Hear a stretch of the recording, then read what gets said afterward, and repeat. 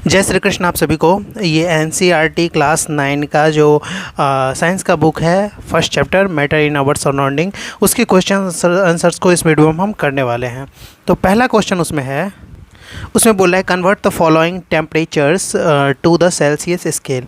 ये हमारे पास कुछ टेम्परेचर दिए गए हैं, इसे हमें सेल्सियस में कन्वर्ट करना है। टेम्परेचर आपको केल्विन में दिया गया है कि के जो है इसका पूरा नाम होता है केल्विन। यहाँ पर 293 के है, यहाँ पर 470 के है। तो ये जो केल्विन है इसे सेल्सियस में कैसे कन्वर्ट करते हैं उसके लिए देखिए मैंने कुछ लिख रखा है जो आपके लिए हेल्पफुल रहेगा। पहला चीज़ है कि 293 के को हमें सेल्सियस में कन्वर्ट करना है, तो ये फॉर्मूला आपको ध्यान रखना है। सेल्सियस इजकल टू, ये फॉर्मूला आपको बोल रहा है कि Celsius is equal to kelvin minus 273 कर देना है। Celsius is equal to kelvin minus 273 जैसे कर देंगे आपका सवाल बन जाएगा। तो मैंने लिख लिया पहले formula Celsius is equal to kelvin minus 273। यहाँ सेल्सियस में ही तो हमें निकालना है वैल्यू, तो सेल्सियस तो वैसे ही लिख देंगे, सेल्सियस वैसे ही लिख दी हैं। Is equal to Celsius is equal to क्या होता है केल्विन माइनस 273 है। तो केल्विन का वैल्यू आपके पास क्या है, यहाँ पर 293 है, इसलिए हमने 293 के लिख दिया और माइनस 273 इन दोनों को सब्ट्रैक्ट करेंगे तो 20 सेल्सियस हो जाएगा। क्या हो जाएगा, जो भी वैल्यू निकलेगा वो सेल्सियस में निकलेगा, इसीलिए 20 सेल्सियस हो गया। सेकेंड क्वेश्चन है 470 के का। यहाँ पर सेकंड क्वेश्चन है ना 470 के, इसे हमें क्या करना है, इसको हमें सेल्सियस में कन्वर्ट करना है। और आपको अगर आप मेरे से पढ़ते हैं, मेरे मैथ या किसी और के वीडियोस आपने देखे हैं तो आपको पता होगा कि मैं हमेशा फार्मूला लिखाता हूँ। जब भी फार्मूला लिखने का मौका मिले आप तुरंत ही लिख लिया करो। तो सेल्सियस इजकल टू क्या होता है केल्विन माइनस 273। तो फार्मूला पहले लिख लिए, ठीक है। अब इस फॉर्मूला के बेसिस पर हम सॉल्व करेंगे क्वेश्चन को। तो Celsius is equal to kelvin, kelvin क्या है 470 और माइनस 273 है तो 273 लिख देंगे। तो अब जो अपने पास सेल्सियस की वैल्यू निकलेगा वो कैसे निकलेगा, 10 में से 3 जाएगा, यानी कि 10 में से 0 में से जाएगा नहीं, जैसे 10 बनाएंगे 10 में से 3 गया तो ये 7 हो जाएगा। ये 6 रह गया, 6 में से 7 जाएगा नहीं तो 6 में को भी हम 16 बनाएंगे, तो 16 में से जब 7 जाएगा तो बच जाएगा 9 और ये 3 में से ये हो गया 3 में से 2 गया तो 1।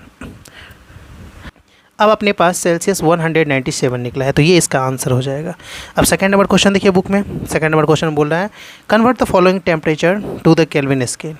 कुछ सेल्सियस में आपको दिए गए हैं, इसको आपको केल्विन में कन्वर्ट करना है। तो ये भी आपके लिए काफ़ी ज़्यादा आसान है सेल्सियस को केल्विन में कन्वर्ट करना। पहला क्वेश्चन मैंने ऑलरेडी बना के रखा है जो आपके लिए हेल्पफुल रहेगा। आप देखिए 25 डिग्री सेल्सियस को केल्विन में कन्वर्ट करना था। Same formula Celsius is equal to kelvin minus 273 जो होता है वो लिख लेंगे। अब सेल्सियस तो हमारे पास दिया गया है तो यहाँ पर सेल्सियस की जगह पर 25 को लिख लेते हैं। केल्विन नहीं दिया गया है तो केल्विन को वैसे ही रखेंगे, के को और माइनस 273 लिख देंगे। 25 है तो वैसे ही रहेगा, माइनस 273 को इस साइड लाएंगे, इस कल्टू के इस साइड, तो ये माइनस प्लस में कन्वर्ट हो जाएगा और यहाँ पर प्लस 273 आ गया। तो दोनों को जब हम ऐड कर देंगे तो केल्विन की वैल्यू 298 यहाँ पर, या फिर ऐसे भी लिख सकते हो इसे के इजकल टू 298, ठीक है। सिमिलरली ये वाला क्वेश्चन पहले हम क्या करेंगे, Celsius is equal to kelvin minus 273 जो फार्मूला है वो लिख लेंगे। जैसे ही हमने इस फार्मूला को लिख लिया तो हमें सेल्सियस की वैल्यू यहाँ पर 373 दिया गया है तो 373 लिख लेते हैं, ठीक है। इजकल टू के माइनस 273, मैं एक बार चेक कर लेता हूँ कि 373 है कि नहीं क्वेश्चन में। तो जैसा कि आप यहाँ पर देख सकते हैं क्वेश्चन में वैल्यू 373 ही है, सो तब तो ठीक है। तो सेल्सियस की जगह पर 373 इजकल टू माइनस 273। हम जानते हैं 373 है ना, ये माइनस में जो है इस साइड आ जाएगा प्लस में, 273 इजकल टू के लिख सकते हैं। दोनों को ऐड कर देंगे तो 336 7 7 14 का 4 कैरी बचा 132516 646 केल्विन की वैल्यू आ गई। तो इस तरीके से अपना सेकंड क्वेश्चन भी कंप्लीट हो गया। थर्ड क्वेश्चन में क्या बोल रहा है देखिए, थर्ड क्वेश्चन में आपसे बोल रहा है give reason for the following observation. For कुछ ऑब्जर्वेशन आपको करना है, उसमें रीजन्स देने हैं। थर्ड का जो फर्स्ट आपको ऑब्जर्वेशन है या क्वेश्चन है वो इस तरीके से है, naphthalene ball disappear with time without leaving any solid.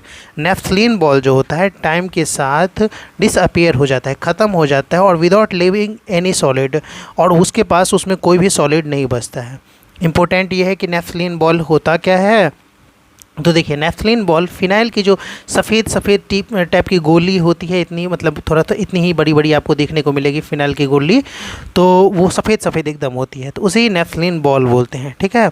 जो क्या होता है एक तरह का क्रिस्टलीय उसको मैटर होता है, क्रिस्टलीय मैटर। क्रिस्टलीय मैटर किसको बोलते हैं? नेफ्थलीन बॉल्स के बारे में 2-3 चीज़ जान लीजिए। नेफ्थलीन जो होता है वो क्रिस्टलीय मैटर होता है। अब क्रिस्टलीय मैटर किसको बोलते हैं ये जान लीजिए। वैसा सॉलिड मैटर, वैसा मैटर जिसके एटम जो होते हैं, एटम या मॉलिक्यूल एक दोहरी अवस्था में होता है, यानी दुगुना होता है। एटम भी दुगुना होगा और मॉलिक्यूल भी दुगुना होगा, समझ रहे ना। अगर इसको आप डायरेक्टली नहीं समझ रहे हैं तो इतना समझ लिए, नेफ्थलीन बॉल क्या है? एक तरह का फिनाइल की गोली है, ठीक है, जो आप देखे होंगे। तो ये जब शर्ट पैंट में अगर कहीं पर चूहा से बचाने के लिए इसे नॉर्मली हम रखते हैं घर में, कपड़ों के बीच में रख देते हैं, और कुछ दिन बाद देखेंगे तो वहाँ पर वो नहीं रहेगा, वो ना वेस्ट होता है, सीधा वो गैस में बदल जाता है, उड़ जाता है। ऐसा क्यों होता है ये हमें बताना है। तो इसका आंसर हम यहाँ पर लिखेंगे, naphthalene ball disappear because it is a sublimate product. It is a sublimate product. अब सब्लिमेट मतलब क्या होता है? कोई भी इंपॉर्टेंट वर्ड आता है तो मैं आपको, चाहे पढ़ा रहा होता हूँ या वर्ड क्वेश्चन पढ़ाता हूँ, मैं आपको बताता हूँ उसके बारे में। तो सब्लिमेट के बारे में बात करें तो जब कोई सॉलिड बिना लिक्विड में बदले सीधे गैस में बदलता है तो उसको सब्लिमेट बोलते हैं। तो बोल रहा है naphthalene balls disappear because it is a sublimate product when it kept for a long time it change solid state to gases state. लंबे समय तक रखा जाता है तो सॉलिड से सीधा ये गैस में बदल जाता है, लिक्विड में नहीं चेंज होता है, ठीक है, state directly. And so it's disappear during a course of time without leaving any solid. और इसीलिए जब कोई गैस में कन्वर्ट हो जाए तो गैस तो उड़ जाएगा, इसीलिए वो ख़त्म हो जाता है। क्वेश्चन नंबर बी देख लीजिए। We can get the smell of perfume sitting several metre away. हम परफ्यूम का जो सुगंध होता है कुछ मीटर दूर भी रहकर सूंघ सकते हैं, वो क्यों?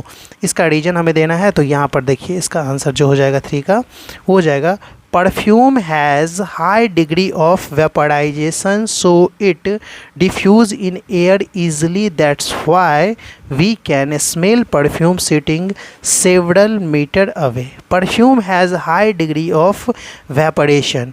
परफ्यूम जो होता है ना वो बहुत ज़्यादा वेपर फॉर्म में कन्वर्ट होता है। जैसे ही वो उसको आप बाहर निकालते हैं तुरंत ही वो क्या करता है, गैस में कन्वर्ट हो जाता है। और वेपर फॉर्म मतलब जानते हैं, जैसे पानी, वाटर जो होता है वो वेपर फॉर्म में कन्वर्ट होता है तो उड़ने लगता है ना, भाप बन जाता है। उसी तरह परफ्यूम जैसे ही बॉटल से निकलता है वो तुरंत ही भाप बन जाता है, ठीक। और भाप बनने के बाद क्या होगा, so it diffuse in air easily, तुरंत ही एयर में वो डिफ्यूज़ घुल जाता है। That's why we can smell perfume sitting several metre away. इसीलिए हम कितना भी दूर रहें तो परफ्यूम को सूंघ सकते हैं। क्वेश्चन नंबर 5 देखिए। What is the physical state of water at. Water का फिजिकल स्टेट क्या होगा? 25 डिग्री सेल्सियस पर क्या होगा, 0 डिग्री सेल्सियस पर क्या होगा और 100 डिग्री सेल्सियस पर क्या होगा, ये हमें बताना है। लेकिन उससे पहले 4 नंबर क्वेश्चन जो मिस हो गया उसको देख लेते हैं। Arrange the following substances in increasing order of force of attraction between the particles water, sugar and oxygen आपको यहाँ पर दिया गया है। तो वाटर, शुगर और ऑक्सीजन को आपको ये अरेंज करना है कि फॉलोइंग सब्सटेंस इंक्रीजिंग ऑर्डर में अरेंज करना है। तो देखिए इसका 4 का जो आंसर हो जाएगा, 4 का आंसर के लिए आपको लिखना है, पहले ऑक्सीजन लिखना है, वाटर। ऑक्सीजन का जो होता है गैस पर, ऑक्सीजन का फोर्स ऑफ अट्रैक्शन जो होता है वो वाटर से कम होता है, यानी कि वाटर का ज़्यादा होता है फोर्स ऑफ अट्रैक्शन, और वाटर का फोर्स ऑफ अट्रैक्शन शुगर से ज़्यादा होता है। तो ये आप समझ गए। एक्सप्लेनेशन के बिना इसे आप समझ नहीं सकते हो। तो एक्सप्लेनेशन देखो, ऑक्सीजन जो क्या होता है गैस के फॉर्म में होता है, इसीलिए हम लिखेंगे gas particles have the weakest, यहाँ पर वीकेस्ट है इस वक्त, अगर आपको ठीक से नहीं दिख रहा होगा तो मैं बता देता हूँ, weakest force of attraction between them. मैं अच्छे से ही कॉपी को कर देता हूँ तब आपके लिए अच्छा होगा समझना। अब देख लीजिए ऑक्सीजन जो है वो गैस फॉर्म में होता है। तो gas particles have the weakest force of attraction. Gas particles का जो फोर्स ऑफ अट्रैक्शन होता है वो सबसे कम होता है, ठीक है। तो आपने क्या समझा कि गैस का जो फोर्स ऑफ अट्रैक्शन होता है वो सबसे कम होता है। फोर्स ऑफ अट्रैक्शन किसको बोलते हैं? आकर्षण बल को बोलते हैं। फोर्स ऑफ अट्रैक्शन आकर्षण, यानी कि किसी चीज़ को अपने तरफ खींचने की जो ताकत होती है उसे हम फोर्स ऑफ अट्रैक्शन बोलते हैं। ये ताकत सबसे कम होती है गैस में, इसीलिए जो ऑक्सीजन होगा वो सबसे कमज़ोर होगा, ठीक है। तो oxygen gas particles have the weakest force of attraction between them as they far apart and moving freely, क्योंकि ये मूव करते हैं फ्रीली, किसी चीज़ को अपने तरफ अट्रैक्ट नहीं कर सकते। फोर्स ऑफ अट्रैक्शन ऑक्सीजन की सबसे कम होती है। सेकेंड में है वाटर। वाटर लिक्विड फॉर्म में होता है और water molecule have stronger intermolecular force than oxygen due to hydrogen bonding. चूँकि आप जानते हैं हाइड्रोजन जो होता है, हाइड्रोजन की बॉन्डिंग होती है वाटर बनने में, तो due to hydrogen bonding leading to a higher degree of attraction between them but still weaker than solid. लेकिन ये क्या होता है ना, वाटर लिक्विड जो होता है वो गैस से तो मजबूत होता है फोर्स ऑफ अट्रैक्शन इसका, लेकिन सॉलिड से कमज़ोर होता है। अब सॉलिड में क्या आ जाएगा, शुगर आ जाएगा। तो यहाँ पर सॉलिड का देख लीजिए, शुगर का, sugar molecule have the strongest force of attraction, क्योंकि शुगर सॉलिड है, सो हम शुगर या फिर सॉलिड लिख देंगे यहाँ पर, सॉलिड और sugar molecule have the strongest force of attraction because they are tightly packed together. ये एकदम एक दूसरे से टाइटली पैक्ड होते हैं। जो खुद को अपने फोर्स से अट्रैक्ट कर सकता है वो दूसरों को भी कर सकता है। इन अ सॉलिड लैटिस। अब यहाँ पर जो है ये लैटिस, इसका मतलब होता है जाली, ये आपको याद रखना।